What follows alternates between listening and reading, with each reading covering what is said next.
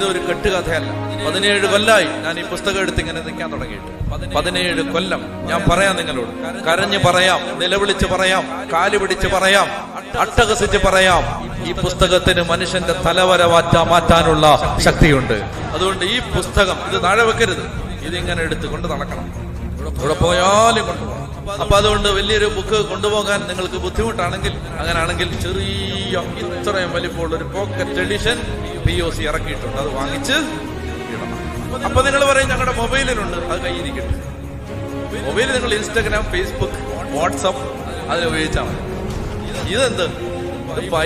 Bible ഒരു hard copy കൊണ്ട് നടക്കണം. തീരുമാനം എടുക്കുന്നുണ്ടോ? ഈ സെക്കൻഡിൽ നീ അനുഗ്രഹിക്കപ്പെടും.